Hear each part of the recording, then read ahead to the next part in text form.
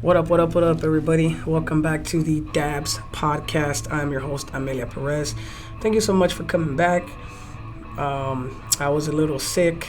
I had COVID last week, and then I just got a little busy. Sometimes I get a little busy with work and, just the grind of life. But I'm back. Definitely plan to be a little bit more consistent with the content, with the videos, and all that good stuff. So definitely trying to get on this bad boy weekly, drop weekly videos. So thank you guys so much for the love. Thank you for coming back to the channel. I really appreciate you guys letting me do what I love to do and have some fun. So as you can see, I am all Lakered out always. You know what I mean? Even though we're not in the playoffs or the finals. Right now we got the Celtics and the Warriors battling it out. It's 1-1 after the Warriors came back yesterday and destroyed the Celtics.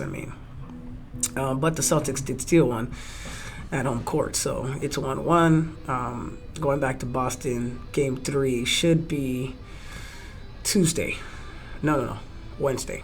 They've been having 2 days off, so should be Wednesday. But today, I wanted to make a follow-up video to a video that I made a couple months ago because, the situation is such that not much has changed, and it's actually stagnant right now, which is kind of what I wanted to talk about. But I wanted to talk about Britney Griner and just that whole situation and the fact that she's still locked up in Russia 3 months later after, getting that cartridge, getting caught with that cartridge. So, for those of you guys that don't know, get a little closer here. I'm doing a little different location today. I'm at my sister's house. We outside. It's a beautiful, beautiful day. So I figured why not do it outside. For those of you guys that don't know who Britney Griner is, she is a professional women's U.S. basketball player. Plays for the Phoenix Mercury. Has been in the NBA since, I believe, 2013. A little bit of background. She was born in 1990. She played at Baylor University, which is in Texas. She's 6'9", has a wingspan of 87.5 inches. She's the only NCAA player to score 2,000 points and have 500 blocks. So that just goes to show her offensive dominance and her defensive presence. She's 2012 All-American Player of the Year and Associated Press Player of the Year. 2012 Best Female SB Player Award. Those are just some of the accolades. And she was part of the Olympic team in 2016 and 2020 and helped lead the U.S. women's team to gold. She's one of the few women in the WNBA that can dunk. And dunk very impressively. And, she's an established American athlete, that's for sure. For anybody that knows the game of basketball, they know who Britney Griner is. That's who that is. What happened, for some of you guys that didn't watch my first video, in February of 2022, she was detained by Russian customs as she was entering the country to play in the Russian Premier League. They stopped her and they said that she had cartridges containing hash oil, which she did, which in Russia, I believe, carries a sentence of, 10 years for a certain amount. I think the amount is very little, too. I think it's like a gram, 2 grams, but they don't play with that. So why was she in Russia? Like I said, she was going to start playing in the Russian Premier League, which she's done in the WNBA offseason for many, many years. Many prolific female women basketball players do this. Why? Because they get paid handsomely by this league. I believe she makes 10 times her WNBA salary, which is freaking crazy that a professional athlete has to go to another country to make that much more money simply because in their country their sport is not taken serious, because that's all that it is in America. Call it what you want. And it's crazy because I saw a Facebook post, I believe it was on Facebook, like 3 days ago, where the NBA posted this guy that's been in the G League for 13 years, and they were giving him props, which is sad because he makes like 35,000 a year in the G League, and he's been there 13 years, so he has to do other hustles to make a living. And the reason I'm bringing it up is because somebody had the audacity to say, hey, here's an example of why WNBA players are babies. These guys don't complain. And like, you're comparing WNBA players to G League players. That's all I got to say, in the sense of that's why the WNBA has not taken off in this country, because of that kind of mentality. WNBA should be compared to the NBA, period, not to the G League. And the fact that this person thought that that was appropriate and said, yeah, I'm going to compare someone who's a professional and at the highest level of their professional sport to someone who's in a level below professional, because to you, they're equal. Right, to you, a G League player and a WN player is equal. Why? Because a WNBA player can't dunk. That's it, right? Because when it comes to skill, and when it comes to the profitability and the prospect of profitability, I do believe that some WNBA markets, given the right support and marketing, could be as big as their male counterparts. I went to a Phoenix Mercury game where those players are treated and are pushed in that city just as much as the NBA team is. And they have the same facilities, they have the same level of facilities, and they're not seen as less than. And that culture is very supportive of the WNBA. The game was packed. There was a lot of excitement. There was a lot of people wearing Phoenix Mercury jerseys. It was a beautiful sight. And I trip out that LA, which has like 3 sports teams of each kind of sport, baseball, hockey, basketball, multiple teams, doesn't support its WNBA counterpart, and there's only one team. And I think that at the end of the day, it's not because there's no money in it. It's not because there's no market. It's just because too many people think like that, and they think that the WNBA is less than. And until that mentality changes, and until our guys step up and support the women, which is their daughters, their wives, the mother of their children, their sisters, their aunts, that play at a high level and understand that it's equal, and push that, then it's not going to be as profitable as it can be and as it should be, especially in a market like LA. Because if you have 3 football teams, 3 baseball teams, 3 hockey teams, 3 basketball teams, you have enough room for a women's team. It's just that, and just imagine what it would look like if all those teams supported this one women's team and actually gave it its value and helped push that. That'd be awesome. So it's a shame, because I feel like Kobe was doing that, and he was just getting to that point where, once Gigi would have hit high school, rest in peace, I think it just would have changed the women's game, and it would have changed people's view of it. And I think that using an ambassador like a Kobe Bryant to push the women's game was genius, because if he says they got game, they got game. And when he spoke, people listened. So, who's going to pick up that mantle now that he's gone? Who knows? Because as a girl dad, I think he saw it as his duty, and he saw it as, that kind of belief limited his daughters. And that's something that he couldn't have and he wouldn't have. And they would have broken down all kinds of barriers. But I bring that up to say that we got to do better. We got to support our female athletes better. But yeah, that's why she's over there. The inequity of salary in women and men, and obviously it doesn't just happen in sports. As a professional, I've been in my job 17 years. I was shocked. I have a degree. I have experience in this field. I like to think I'm pretty good at my job. And I was shocked to see what somebody who is a male counterpart of mine, who is not as skilled at their job, what they were making in comparison to me. And it's just like, wow. Why? Only because he's a man and I'm a woman. Because it's not skill that separates, that makes him better than me. I'm better than him. But because I'm a female, I make less money than him. And that was eye-opening for me, right? And I can only speak of that. But here we are in June, and Britney Griner is still locked up. So it's been actually 4 months. We're going on the 4-month detainment, pre-trial detainment, might I add. She's had no kind of court appearance other than, I mean, she's had court appearances, but all they're doing is extending her pretrial detention, right? Instead of just getting a court date and getting her in front of a judge and actually, talking about the case. As the Ukraine war rages on, she's seen more and more as a pawn. She's a high-profile hostage for Russia, right? And finally, in May of 2022, the U.S. State Department declared Britney Griner is wrongfully detained. Finally. Why did it take that long? I don't know. Which indicates a more aggressive approach towards securing her release.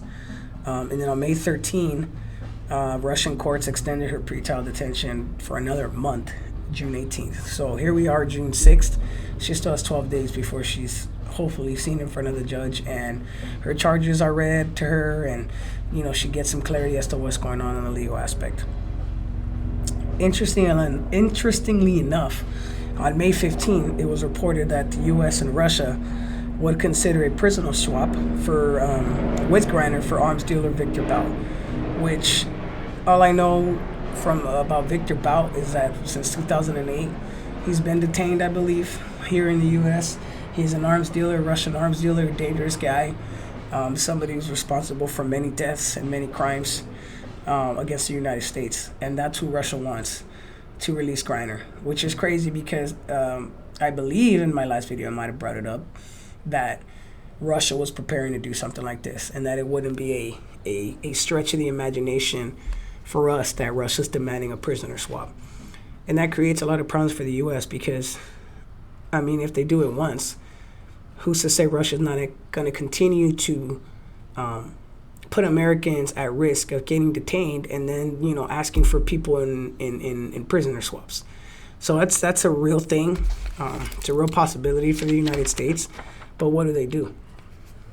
This is an American who, and I understand, a lot of people are going to say, well, she violated the law over there. She should have known better, this and this and that. You know what? I say shut up. I say look at LaMelo Ball. I say look at all these athletes in all these situations where, Americans have been pulled out of situations that they got themselves into in other soil and other territory. Why? Because they're high-profile people. Which brings me to the real question and what I wanted to bring up in this podcast and what I hope you guys, give me your opinions in the comments, is why is there not more noise about this? Did you know that Britney Griner is still locked up? I will say that yesterday, and again, I bring up the Phoenix Suns because they really care about their female athletes. They have, along with all the WNBA floors, have a BG 42 on their floor to bring awareness to the fact that BG is still not home. And then now I'm seeing more NBA players. The Phoenix Suns team wore in their shoot-around, their last game, I believe, free BG shirts and free BG 42 shirts. And a lot of WNBA athletes are wearing those. I know I said NBA, but WNBA athletes are wearing free BG shirts. We are BG shirts. And, I believe LeBron made a comment yesterday about, we stand with BG, which, is going to bring more media attention to it. But it's just like, why is the NBA sleeping on this? When players were protesting in the NBA about police brutality, and they were protesting about, the way that, young black people are prosecuted in this country, the WNBA stood up with them. And it was very much a community outcry.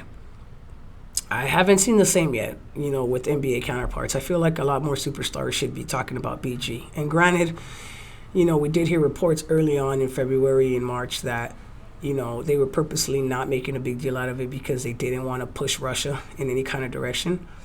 But here we are in June, and, Britney Griner's wife just spoke to Good Morning America, I believe, last week, calling Britney a political pawn, and that's obviously what it is. And I just ask, and I wonder, if Steph Curry was in this situation, if Sam Adebayo, who's a less known player, was in this situation, if any WNBA athlete, any NBA athlete or any NFL athlete or MLB athlete or golfer was stuck in another country because they took hash oil in there and they were being locked up without due process, I don't think that it would be this quiet.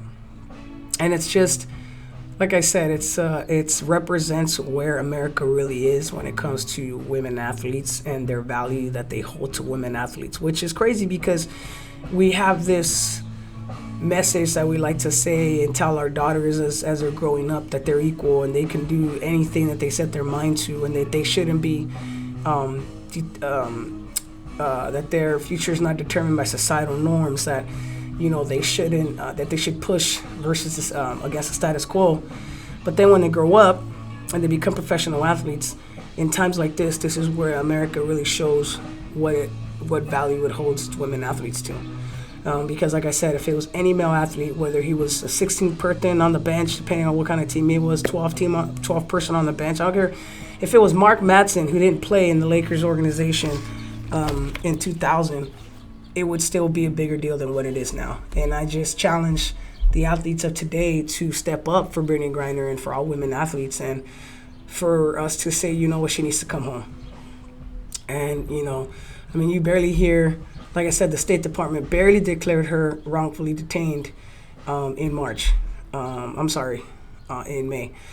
And it's like, dude, where's the outcry?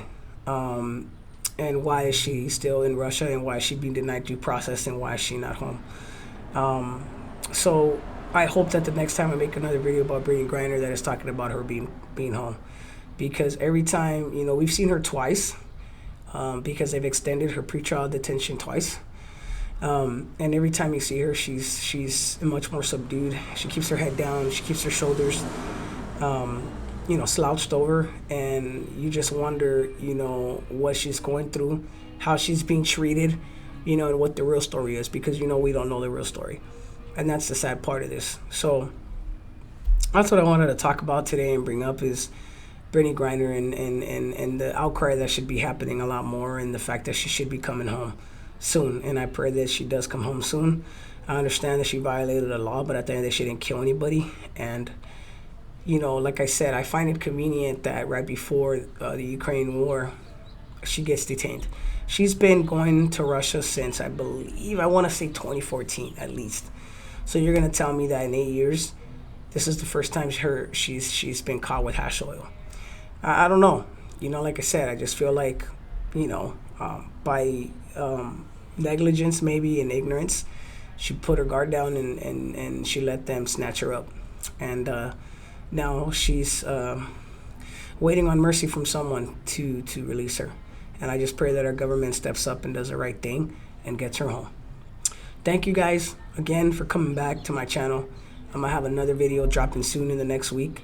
I much appreciate you guys. Thank you guys for coming back. I appreciate the support, and I really appreciate you guys coming back. Thank you guys for allowing me to do what I do. Share this video, please. I want to get my subscribers up, so please share this video on your channel. And again, thank you very much. If there's anything that you want me to make a video about, put it in the comments. Shoot me a DM. Shoot me an IG message, and I'll definitely do what I can to post those videos. Thank you very much. Much love, much appreciation. This is Amelia. Thank you so much for supporting the DABZ podcast. I'll see you guys on the next one.